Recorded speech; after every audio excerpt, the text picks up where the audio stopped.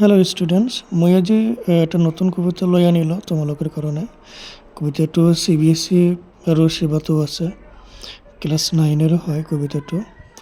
যদি কবিতাটো ভাল লাগে মোৰ চেনেলটো ছাবস্ক্ৰাইব কৰিবা, এতিয়াই কৰি লোৱা আৰু বেল আইকনটো দবাই ৰাখিবা। ঠিক আছে, বলো এতিয়া আৰম্ভ কৰ কবিতাটো। কবি প্ৰথমত ৰিকুৱেষ্ট কৰিছে, চোৱা কি কৈছে কবিয়ে। Wind, come softly, don't break the shutters of the windows, don't scatter the papers, don't throw down the books on the shelf. There, look what you did. You threw them all down. You tore the pages of the books. You brought rain again. এই লাইনকেইটাত কবিয়ে কি কৈছে চোৱা। কবিয়ে বতাহক নম্ৰভাৱে আহিবলৈ কৈছে। বতাহে খিৰিকীৰ শ্বাটাৰ ভাঙে, কাগজ ছটিয়াই দিয়ে, কিতাপ পেলাই দিয়ে আৰু পৃষ্ঠাবোৰ ছিঙি পেলায়। ই পুনৰ বৰষুণো আনে। ইয়াৰ অৰ্থ হৈছে কি বতাহে ধ্বংস আৰু বিশৃংখলা সৃষ্টি কৰে। ইয়াত বতাহক মানুহৰ দৰে কথা কোৱা হৈছে। তো স্কেটাৰ হৈছে কোনো এটা বস্তু চাৰিওদিশে পেলাই দিয়া।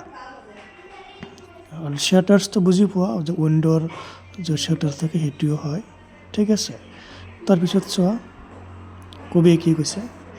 U are very clever at poking fun at weaklings, frail crumbling houses, crumbling doors, crumbling rafters, crumbling wood, crumbling bodies, crumbling lives, crumbling Hertz.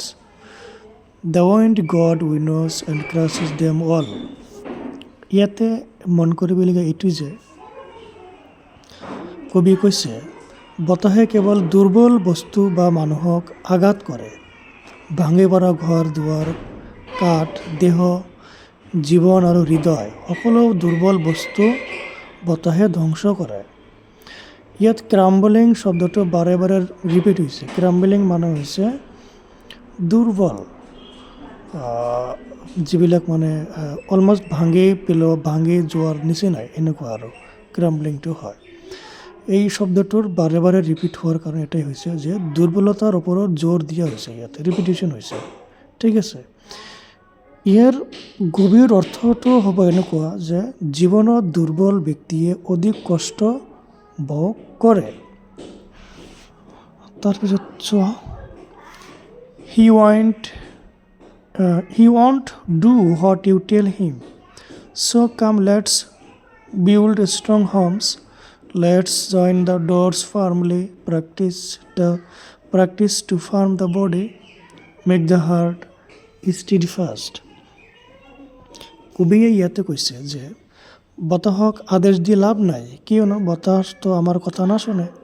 সেয়েহে আমি কি কৰিব লাগিব, আমি নিজৰ ঘৰ মজবুত কৰিব লাগিব, দুৱাৰ ভালদৰে বন্ধ কৰিব লাগিব, লগতে নিজৰ শৰীৰ আৰু হৃদয় শক্তিশালী কৰিব লাগিব।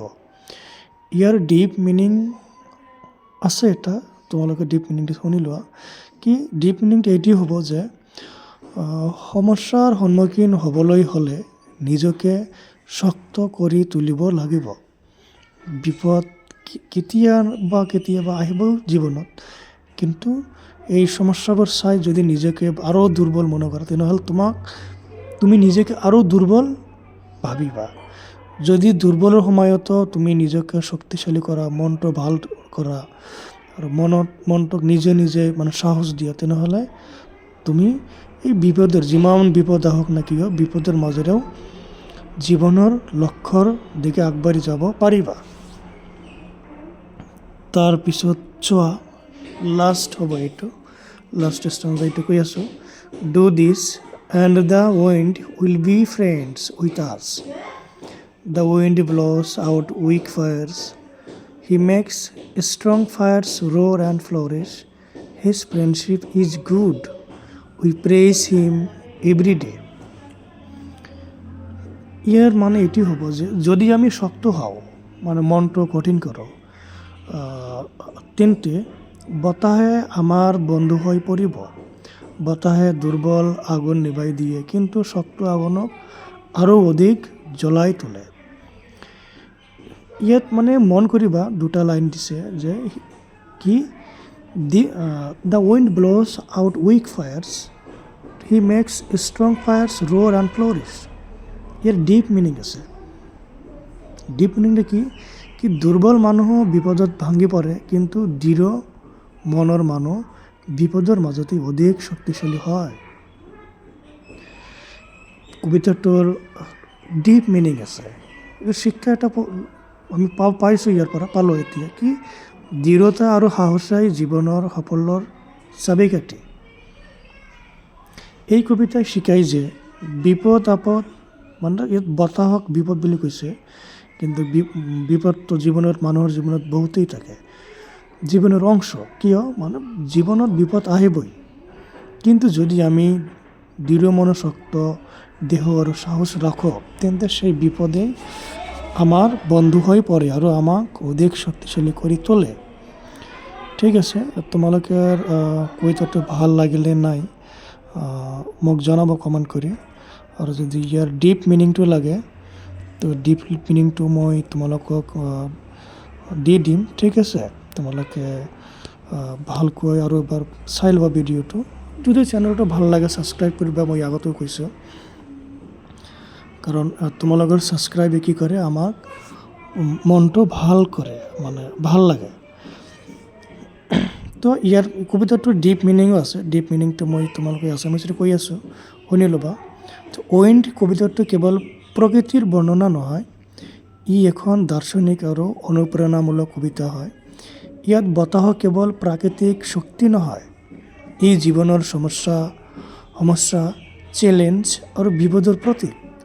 কবিয়ে বুজাইছে যে জীৱনত ধ্বংসকাৰী শক্তিৰ পৰা পলাই থাকিব নোৱাৰে, কিন্তু নিজকে শক্তিশালী কৰি তুলিলে সেই শক্তিয়েই আমাৰ উন্নতিৰ কাৰণ হয়। কবিয়ে বতাহক চফ্টলি আহিবলৈ কৈছে, কিন্তু বতাহে খিৰিকী ভাঙে, কাগজ ছটিয়াই দিয়ে, কিতাপ পেলাই দিয়ে, পৃষ্ঠা ছিঙি পেলাই আৰু বৰষুণ আনে। ইয়াৰ গভীৰ অৰ্থ হ'ব কি জানা? বতাহ মানে কি হৈছে ইয়াত জীৱনৰ অপ্ৰত্যাশিত সমস্যা। কিতাপ ছিঙা মানে জ্ঞান আৰু শৃংখলাৰ নষ্ট হোৱা। বৰষুণ অনা মানে কি হ'ব? নতুন অসুবিধা বা বিপদ। কবিয়ে ইয়াত দেখুৱাইছে যে সমস্যা কেতিয়াও আমাৰ কথা নুশুনে। ইয়াত পাৰ্চনিফিকেশ্যন কৰিছে, বতাহক মানুহৰ দৰে কথা কোৱা হৈছে। ইম্পেৰেটিভ টন কি আছে ইয়াত? Don't break, don't skater. ঠিক আছে, ইয়াত আৰু দুৰ্বলতাৰ ওপৰত আঘাত কৰিছে ইয়াতে কবিয়ে। মূল ভাৱ কি হৈছে ইয়াতে? বতাহে কেৱল দুৰ্বলক আঘাত কৰে।